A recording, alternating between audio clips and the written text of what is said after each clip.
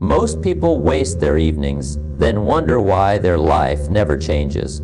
While they scroll, complain, and escape, winners are programming their future. Wealth doesn't start in the morning. It starts the night before.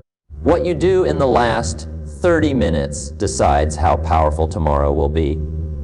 This isn't about luck. This isn't about hustle culture. This is about alignment.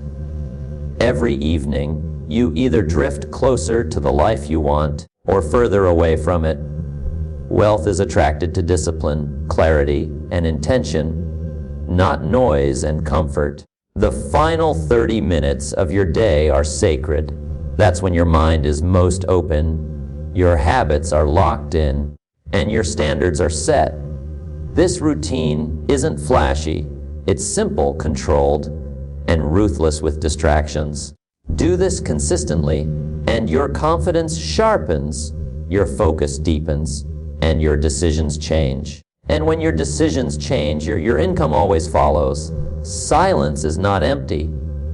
Silence is where power is born, and most people are terrified of it. The moment the noise stops, the moment the phone goes dark, the moment there's nothing pulling at their attention, they feel exposed. Because in the quiet, you can't hide. In the quiet, you hear your doubts. You hear the truth you've been running from all day. And instead of facing it, most people drown it out with more noise. But let me tell you something straight. If you don't learn how to shut the world off, the world will always control you. Every evening, before anything changes in your life, there's a decision you have to make. Am I going to let algorithms, opinions, drama, and distractions program my mind, or am I going to take my power back? Because make no mistake, everything you consume is shaping you. Every scroll is a vote. Every notification is a command. Every reaction is a surrender, and wealth does not come to people who surrender their minds. There is a reason the strongest people you know crave quiet. It's not because they're antisocial. It's because they understand something most people don't. Clarity only comes when the noise leaves. When the phone goes off, the real conversation begins. That's when you finally hear the questions that matter. What am I really chasing? Why am I still here? What am I avoiding? What do I need to fix? Not tomorrow, not next year, but now. See, when you shut the world off, you stop reacting and you start directing. Most people spend their entire day reacting to messages, reacting to problems, reacting to other people's expectations, and then they wonder why their life feels out of control. It's because reaction is weakness. Reaction keeps you in survival mode, and survival mode will never create abundance. You don't build wealth in chaos, you build it in command. I know it's uncomfortable at first. That quiet feels loud. That stillness feels heavy. You reach for the phone without even thinking about it. Your hands itch. Your mind races. That's not addiction to the device, that's addiction to distraction. That's your mind begging not to be alone with itself. But stay there. Don't run, because on the other side of that discomfort is authority. On the other side of that silence is discipline. And discipline is the language wealth understands. When you shut the world off, you're telling your mind, I'm in charge now. You're reclaiming your attention. And attention is the most valuable currency you own, not money. Attention. What you give your focus to grows. What you starve disappears. And every night you get to choose what you feed. Feed chaos, you get chaos. Feed clarity, you get clarity. This isn't about being extreme. It's about being intentional.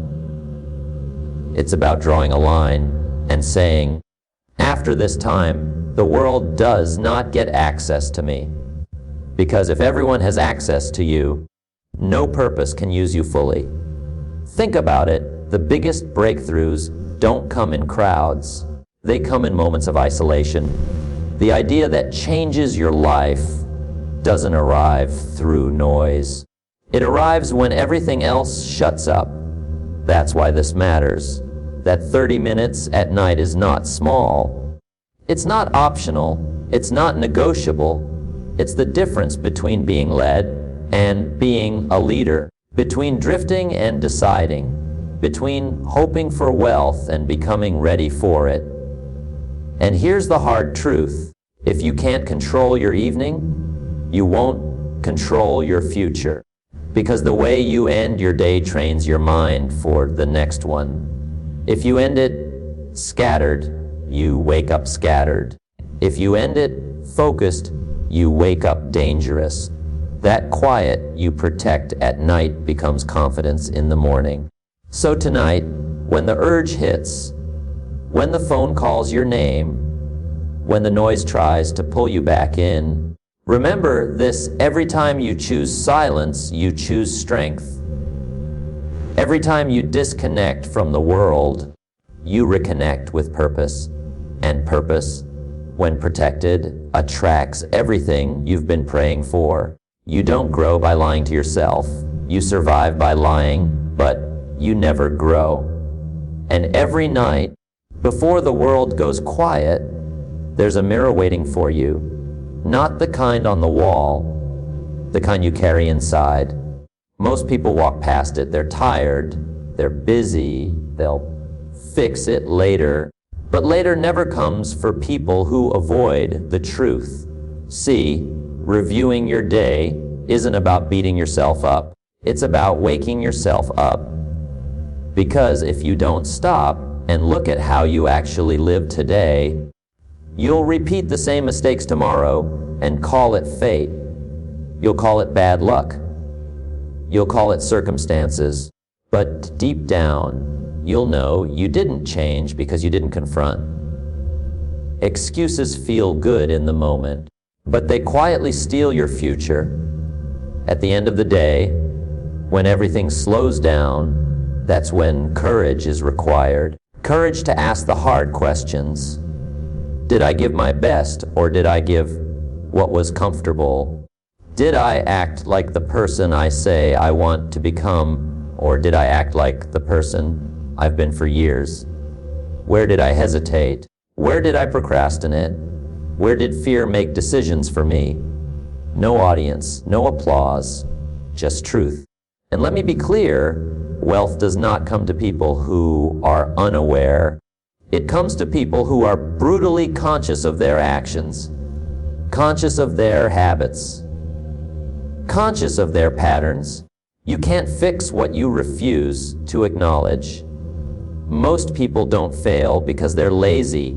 They fail because they're dishonest with themselves. They rewrite the day in their head. They blame traffic, blame stress, blame other people, blame timing. But winners do something different. They sit with the discomfort.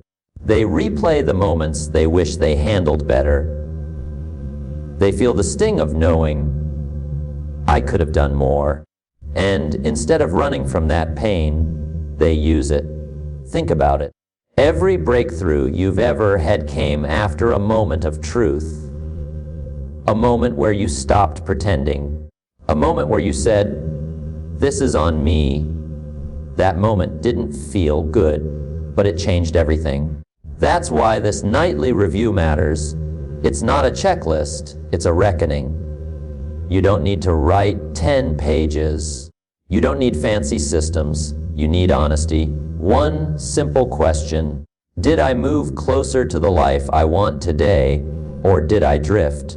And if the answer is drift, don't make excuses. Make adjustments. See, excuses keep you emotional. Accountability makes you powerful. When you review your day without excuses, you stop seeing yourself as a victim and start seeing yourself as a decision maker. You realize that your results aren't random, they're earned. And if you don't like what you earn today, that means you have the power to earn something different tomorrow. That's not pressure, that's freedom. But it requires humility. The humility to admit, I wasted time. The humility to admit, I avoided the hard thing. The humility to admit, I played small when I knew better. And here's the truth most people don't want to hear. If you can't admit where you're weak, you'll never become strong. Every night, this process sharpens you. It turns vague ambition into precise action. It turns regret into direction. It turns emotion into strategy. Because when you face yourself consistently, fear loses its grip. Procrastination loses its power.